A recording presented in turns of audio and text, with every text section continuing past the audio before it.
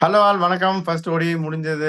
வாண்டரர்ஸ்ல south Africa ஒரு innings defeat. பீடாக் சொன்ன மாதிரி பீடாக் வெல்கம் டு த ஷோ. அந்த இன்னிங்ஸ் டெஃபீட்ல இருந்து ஒரு குவிக் டர்ன் அரவுண்ட் தேவை, இல்லாட்டி திரும்பி இன்னொரு பலத்தை அடி விழுக்கிறதுக்கான வாய்ப்புகள் மிக பிரகாசமா இருக்கு. போர்ட் எலிசபெத்ல இந்த மேட்சை பத்தி உங்களோட initial thoughts, conditions, playing eleven எல்லாம் சொல்லுங்க பீடாக். கோஸ்டல் ஏரியாஸ்ல எப்பவுமே ஸ்லோவா இருக்கும். அங்க நீங்க ஐவேல்ல பாத்தீங்கன்னா அங்கேயும் இங்கேயும் அலையும், பவுன்ஸ் ஜாஸ்தியா இருக்கும். இங்க வந்து பெருசா உங்களுக்கு அலையாது. ஒரு நியூ பால்ல ஒரு 6-7 ஓவர் அலையும், பயப்படுற அளவுக்குலாம் அலையாது. அதுக்கப்புறம் உங்களுக்கு என்ன கொஞ்சம் ஸ்லோ ஆயிடும் பிச்சு. ஸ்பின்னர்ஸ் டெஃபினட்டா கமிங் டு த பிக்சர். அதுல வந்து எந்த சந்தேகமும் கிடையாது. இப்ப இங்க பாத்தீங்கன்னா இப்ப இது டே நைட் கேம். ஸோ 1 மணிக்கு ஸ்டார்ட் பண்ணுவாங்க சவுத் ஆப்பிரிக்கன் டைம்ல. கடைசி 10 மேட்ச்ல என்ன நடந்திருக்குன்னா, டீம் பேட்டிங் ஃபர்ஸ்ட் 5 ஜெயிச்சிருக்காங்க, டீம் பேட்டிங் செகண்டும் 5 ஜெயிச்சிருக்காங்க. So there is nothing to choose between. Highest first inning score பாத்தீங்கன்னா 335 for 6. அது வந்து 2002ல அப்பதான் நான் வந்து அனலிஸ்டா ஆன முதல் வருஷம் அது. பாகிஸ்தான் வர்சஸ் சவுத் ஆப்பிரிக்கா எந்த த்ரீ வருஷம்? Thirty five for 2002. Okay 21 okay. வருஷம் முன்னாடி. ஹையஸ்ட் நான் செகண்ட் 12ஆம் கிளாஸ் இன்னிங்ஸ். படிச்சுட்டு இருந்தேன். உங்க லெவல வேற சார். ரெண்டாவது பாத்தீங்கன்னா ah, highest second inning score 270 for 7. அது 2005. அப்ப நீங்க கண்டிப்பா எம்பிபிஎஸ் படிச்சுட்டு இருப்பீங்க. South Africa versus England. Okay. அதுக்கப்புறம் average first inning score 241. Average second inning score வந்துட்டு 237. Highest chase the same thing 270 for 7 that was achieved by South Africa versus Australia in 2005 in 14.1 overs போது what are you going to expect from PE unless otherwise மழை வந்துட்டு conditions last game மாதிரி change ஆகலைன்னா என்ன expect பண்ணும். Pace பாலர்ஸோட economy 5.12, ஸ்பின்னர்ஸோட economy 4.87. Pace பாலர்ஸோட wicket taken summary 59% compared to spinners 41, which is extremely high in a place like South Africa, which doesn't produce lot of spinners, being the home team playing more games. Team winning the toss have batted 8 out of 10 times. Teams should score more runs than the others over 21 to 40. புரிஞ்சுக்கோங்க.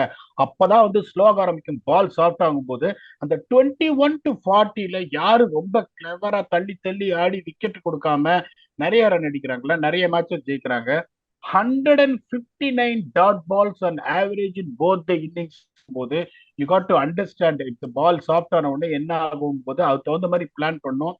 அதே மாதிரி least boundary scored venue from overs 41 to 50 in south Africa. Wanderers நான் சொன்ன 100 run அடிச்சிடலாம், கடைசி 10 ஓவர்ல 100 ரன்லாம் அடிக்க முடியாது. Spinners have got more 3 wicket hauls in the first innings compared to second innings. புரிஞ்சுக்கோங்க. ஸ்பின்னர்ஸ் வந்து அந்த 1 மணிக்கு அந்த 1 to 4:30 போடும் போது அந்த டே லைட்ல ட்ரையா இருக்கும் போது they come in to the picture more than in lights. Teams should score more runs than the other in power play has won 70% of the matches. So இப்போ நீங்க வந்துட்டு இங்க யாரு நிறைய ரன் அடிச்சிருக்காங்க போர்ட் எலிசபெத்ல அப்படின்னு பாத்தீங்கன்னா, ஜாக் கேலிஸ் ஒரு கன்வென்ஷனல் பிளேயரு. இந்த strike rate of only 72. Note down what I'm saying.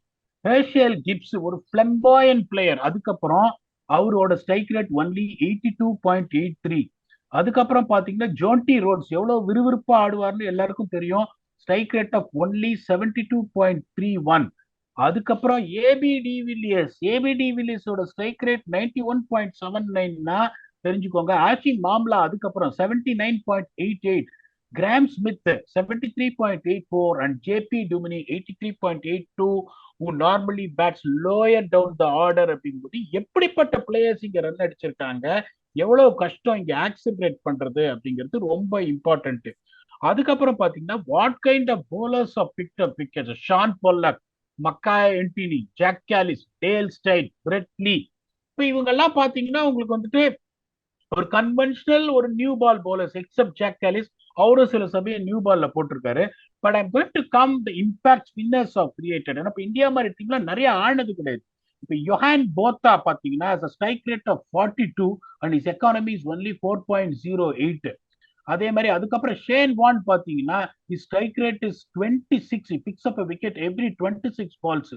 Shaheed Afridi picks up wickets every 19 balls. Kumar Dharmasena picks up wicket every 24 balls. அதுக்கப்புறம் வந்து குல்தீப் யாதவ் ஒரே ஒரு பண்ணாரு, he picked up 4 wickets. Yuvraj Singh வந்துட்டு 2 மேட்ச் தான் ஆடி இருக்காரு, 4 விக்கெட் எடுத்திருக்காரு. தப்ரேஷ் சாம்சி 4 விக்கெட் எடுத்திருக்காரு, 3 மேட்ச் தான் ஆடி இருக்காரு. அவரோட economy 3.93. Sanath Jayasuriya has picked up 4 wickets with low economy of 4.74. Anil Kumble's economy of 3.33 with 4 wickets இருக்கும்போது what kind of impact is this pitch going to create அப்படிங்கும்போது இப்போ உங்களுக்கு வந்து ஆவரேஜ் ஸ்கோர்ஸ் சொல்லிட்டேன். பட் கிரிக்கெட் எப்படி மாறிடுச்சு இப்பன்னா, உங்களுக்கு வந்து 2 நியூ பால் எடுக்கிறாங்க, அதுக்கப்புறம் 4 ஃபீல்டர் தான் வெளியில இருக்குங்கும் போது 240 அப்படின்னா உங்களுக்கு இந்த இந்த ஃபார்மேட்ல 30 ரன் கூட that is 270. But the way cricket change இந்த வென்யூல பிகாஸ் பவுண்டரிஸ்லாம் கொஞ்சம் சின்னதா இருக்கும். 290 நீங்க எப்படி அப்ரோச் பண்ணணும் அப்படின்னா, இந்த ஃபர்ஸ்ட் 10 ஓவர்ஸ்ல you have to get a start. Unlike Wanderers 10 over ஒரு 55 ஃபார் 1. அடுத்த ஃபேஸ்ல 11 to 20 ஆல்சோ 55 ஃபார் 1. ஸோ நீங்க என்ன பண்ணணும், இப்போ 110 for 2 is what you have to target. After 20 ஓவர்ஸ்ல 110 run வந்துச்சுன்னா 21 to 40 அதுக்கப்புறம் வெறும் கிரைண்டிங் டாட் பால்ஸ் கம்மி பண்ணி 5 and over 100 runs 210 ஃபார் 4. 40 ஓவர்ல வந்துட்டீங்க வித் 1 செட்டில்டு பேட்ஸ்மேன்னா 10 ஓவர்ல எல்லா பாலையும் கண்ணா பண்ணான்னு சுத்தாம கொடுத்த bat on ball. The same thing what I told in T20. India சூப்பர்பா ஆடிட்டு கடைசி 5 ஓவர்ல 39 ரன் தான் அடிச்சாங்க. ஸோ நீங்க வந்துட்டு பவுண்டரியை பத்தி யோசிக்காம டாட் பால்ஸை மினிமைஸ் பண்ணி 2 வேகமா ஓடினீங்கன்னா 290 லாஸ்ட் 10 ஓவர்ஸ்ல 80 ரன்ஸ் வந்து 6 wickets வந்துடும். இப்போ பிளேயிங் லெவன் சொல்லிடுறேன். பிளேயிங் லெவன் இந்தியாவில் வந்து பெருசா எதுவும் சேஞ்ச் இருக்காது. இப்போ உங்களுக்கு same playing eleven there going to go. That's going to be Ruturaj Gaikwad, Sai Sudharsan, Tilak Varma, Shreyas Iyer, KL ராகுல், சஞ்சு சாம்சன், அக்ஷர் பட்டேல், குல்தீப் யாதவ், ஹர்ஷதீப் சிங், ஆவேஷ் கான் அண்ட் முகேஷ் குமார். அதுல எந்த சேஞ்சஸும் இருக்காது, சேஞ்சும் பண்ண மாட்டாங்க உங்களுக்கு. சவுத் ஆப்பிரிக்கன் பிளேயிங் லெவன் பாத்தீங்கன்னா அவங்களும் வந்துட்டு பெருசா வந்துட்டு சேஞ்ச் பண்ற மாதிரி எனக்கு தெரியல. ஏன்னா வந்துட்டு there playing level will be Reeza Hendricks followed by Tony de Zorzi, van der Dussen, Markram, Klaasen, Miller. இப்ப நம்ம ஒரு ஃபாஸ்ட் bowler எக்ஸ்ட்ரா எடுப்போம்னு சொன்னோம் இதுல, but they preferred all rounder Mulder and followed by Phehlukwayo. Luckily they play 2 spinners அப்படிங்கும் போது there going to play 2 spinners again. It's going to be Maharaj and Shamsi. இப்போ Nandre Burger அவர் ஆட போறாங்களா இல்ல are they going to try one of the fast bowlers Lizaad வில்லியம்ஸா இல்ல பாட்மேனா? ஒரு மேட்ச்ல டிராப் பண்ண மாட்டாங்க போது they will also retain the same playing eleven. So இங்க ரொம்ப இம்பார்ட்டன்ட் என்னன்னா 20 ஓவர் 110 இந்த பிரிஸ்கா ஆடக்கூடிய இன்டெலிஜென்ட்டா ஆடக்கூடிய டாப் 3 யாரு அப்படின்னு நீங்க பாத்தீங்கன்னா இங்க வந்துட்டு உங்களுக்கு ருத்துராஜ், சாய் சுதர்ஷன், ஸ்ரேயாஸ் ஐயர். அங்க வந்து ரீசா ஹெண்ட்ரிக்ஸ், புதுசா வந்திருக்கிற டோனி டிசோர்சி கொஞ்சம் ஸ்லோவா ஆடுறது சேட் அப்படிங்கும் போது இந்த 20 ஓவர் 110 அப்படிங்கிற சாய் சுதர்ஷன் ஸ்லோவா ஆடுற மாதிரி தெரியும், ரன்ன பால் ஆடிடுவார். ருத்துராஜ் கேக்வர்ட் கரெக்டா பனிஷ் பண்ணிடுவாரு. ஸ்ரேயாஸ் ஐயர் எப்படி ஆடுவார்னு எல்லாருக்குமே தெரியும் போது அந்த எட்ஜ் இங்க கண்டிப்பா இருக்கு. அதுக்கப்புறம் இந்த 10 ஓவர்ல என்பது பவர் ஹிட்டிங் இல்லாம புத்திசாலித்தனமா எடுத்துட்டு போற 6, 7, 8, 5, 6, 7 யாரு? இங்க பாத்தீங்கன்னா KL ராகுல் 5, Sanju Samson one of them 6 and Axar Patel எல்லாருமே வந்து கில்லாடி players. Also they can hit big. அதே மாதிரி இங்க பாத்தீங்கன்னா உங்களுக்கு 5, 6, 7 யாருன்னா Heinrich Klaasen surely have his problems against Kuldeep Yadav and Akshar Patel being a predominant back foot player, followed by David Miller. கொஞ்சம் குவைட்டா இருக்காரு, பெருசா எதுவும் ரன் வரல. Followed by Vian Mulder who got a first ball duck. His confidence will be low because want to prove a point or two coming back to international cricket. And Andy Lefford who can hit. அப்படிங்கும் போது இங்க வந்துட்டு உங்களுக்கு கொஞ்சம் வந்துட்டு 50-50 இங்க எதுக்குமே பெருசா அட்வான்டேஜ் இல்ல. அதுக்கப்புறம் பாத்தீங்க அந்த மிடில் ஓவர்ஸ்ல 21 to 40 சோக் பண்ற போலர்ஸ் யாரு இருக்காங்க அங்க? 10 ஓவர்ல 43 போடுற பேங்க் Axar Patel and Kuldeep Yadav control has been absolutely amazing.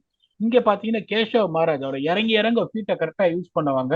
And then தப்ரேஷ் சாம்சி அப்படிங்கும்போது அந்த எட்ஜும் கொஞ்சம் அங்க இருக்குன்றதுனால India will definitely go with edge of 50-48. அதுக்கு முன்னாடி சொல்றேன், இந்தியா இப்ப நார்மலா இந்த மாதிரி ஒரு pitch low scoring venue middle ஓவர்ஸ்ல கஷ்டமா இருக்குங்கும் போது naturally people wanted to bat first winning the toss.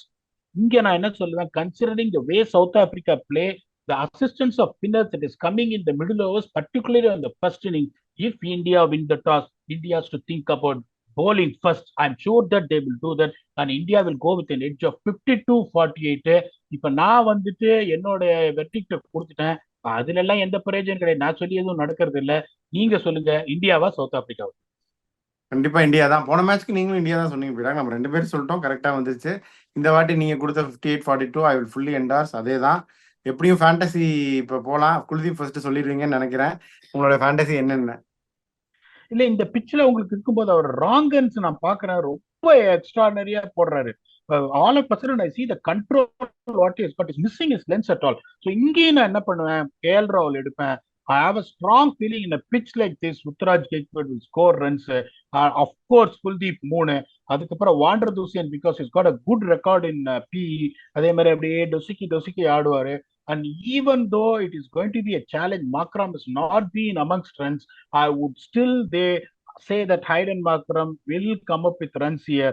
So, ana bowling poduvaru, even though they will play 2 spinners. You know, the 5 pitches going to be KL Rahul, Ruturaj Gaikwad, Kuldeep Yadav, Hayden Markram, and Rassi Wanderdusen.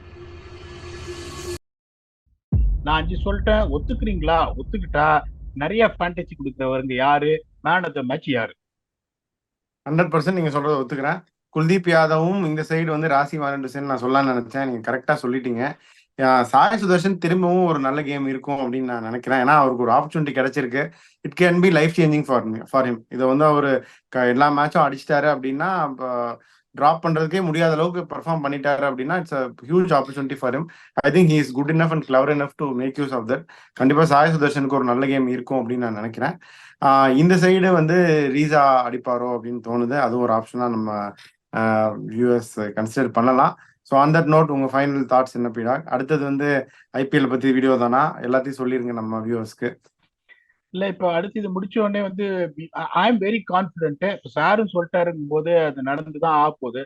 So will be coming back. South ஆப்பிரிக்கால series ஜெயிக்கிறதுங்கிறது beat any series it's tough because India won their first series in any format only in 2018 since South Africa's readmission in early 1990s. அப்படிங்கும் போது 1992 first tour போனாங்கும் போது பெரிய விஷயம். அதுக்கப்புறம் unfortunately போன தடவை நல்லா ஸ்டார்ட் பண்ணிட்டு இந்த சீரீஸ் ஜெயிக்க முடியல.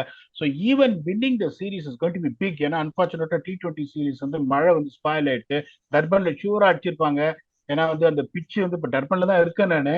அது வந்து அந்த பிச்சில் ஆடிங்கன்னா செஞ்சிருப்பாங்க இந்தியா. அதனால இந்த சீரீஸ் இந்தியா ஜெயிப்பாங்க. Will come back for review on that. Will also go through what is going to be in store for the third game in ball. It's going to be much similar conditions here.